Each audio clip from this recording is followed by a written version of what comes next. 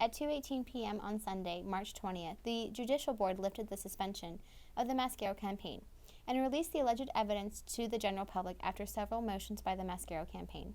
I sat down with Mascaro for a follow-up interview to learn his reaction to the evidence that was recently made public. We mentioned that we thought it was unfair that we weren't getting a public hearing, and we mentioned that we want all of the evidence released because, like I said before, we want students to not have to take my word for it when I say that there was no wrongdoing, but to be able to look at the evidence for themselves and realize that there was no foul play here. One of the key questions of the original judicial order was, who is Jake Kern and where does he fit in? Well, we sat down with Jake Kern and he explained why he came forward.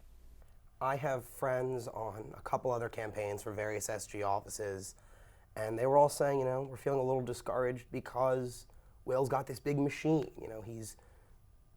He's got this whole apparatus around him. Everyone thinks Will Mascaro, they think SG. Mm-hmm. And I wanted to find out more. I was interested in the election. I'm studying law, so I was like, let's find out about this. What were the specific words that you heard or even read? I know Will texted Devontae and Matt numerous times saying, let's meet, let's meet, let's meet. And when I spoke to both of them individually, they both came with shockingly the same MO, the same pattern of sat them down, said, can we talk? I don't think you can win the election. And what can I do for you? What can I offer you? What position in my administration, in a Mascaro administration, so that you won't challenge me here? Mm-hmm. And then when I spoke to Matt, he directed me in Alex's direction, saying I'd spoken to her, and that'll come out more in the hearing on Monday, but Will had said similar things to Alex, and Will's, I believe, former chief of staff, Shannon, I think she's running for comptroller now, yes, had said something to people on Matt's campaign too, saying, Matt can't win this race. Matt should drop out of this race. This is Will's time to shine. And that didn't feel right. That's not in the spirit of what elections are. It should be all of us choosing, not him. Are you a unregistered staff member? I am not. That would, A, be against the rules, and B, no. I know Matt from, both my roommates played rugby with him, so I know him that way. And I know Devontae too, and I asked if I could talk to them about what was going on. And that's when things started looking fishy about Will's campaign. But I'm not involved in any campaign, and I have no intention to be. We presented Mascaro with one of the messages from Alex saying, you should offer Shannon what you offered me. I think what I respond was like something along the lines of, I already have. And that's not an offer of a position or a deal or anything.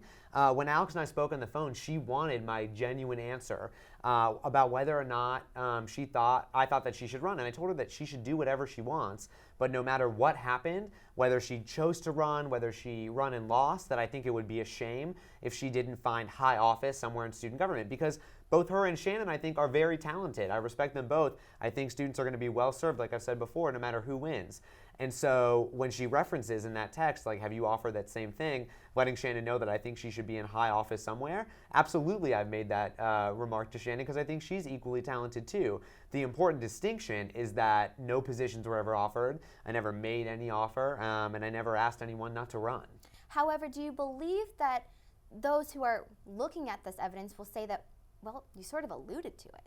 Do you think that they're thinking that? Yeah, no, I think what they're thinking is what we're thinking, that this is politically motivated in an attempt to remove me from the ballot. The reason why, I've seen all the evidence. They made it available to us maybe 24 hours before our motion to make it public went through. So I looked at it all, like I've always been. I was unconvinced that we did anything wrong, and so I made that motion knowing full well that it could jeopardize my campaign to make it public because I knew none of the evidence would undermine the campaign. So no, I'm not worried about that, and I don't think anyone will misconstrue it. We asked Kern what he thought about Mascaro believing that there is no incriminating evidence against him. Kern then said, He has it too. He got the same email from Naomi. He has everything that I submitted to the prosecutor's office. He's either very optimistically hopeful or he's blind by this game he's playing, where he sees this as a game of chess. This is some big, broad game, and he can maneuver around all this. He can say, this is just the SG inside trying to take me out, or this isn't real evidence. But it is, and that'll come out on Monday.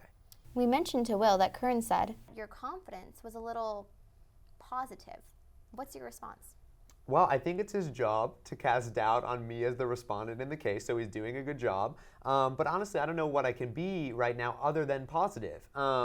Because the reaction we've had from students who don't tolerate this sort of backroom dealing, who aren't comfortable with the election being fought out not in front of the public where students can decide what's best for them, but behind closed doors, is unacceptable. So our message has resonated with people. Our campaign is back on, and you're going to see tomorrow that now that we can focus back on what matters, how we're actually going to help students, that I think things are going to go well.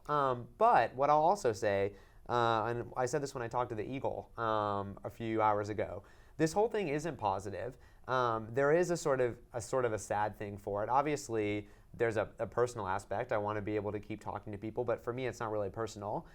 I think the sad thing is that I spent a lot of time in student government hoping that the work I would do would remove that sort of tendency to politic, to play house of cards, and to do things behind closed doors where students can't see them. And I believed that we weren't perfect, but we were moving in the right direction. So the thing that's a little sad for me is that I guess we haven't moved that far in the right direction, because still, in a major presidential election, it's happening right now.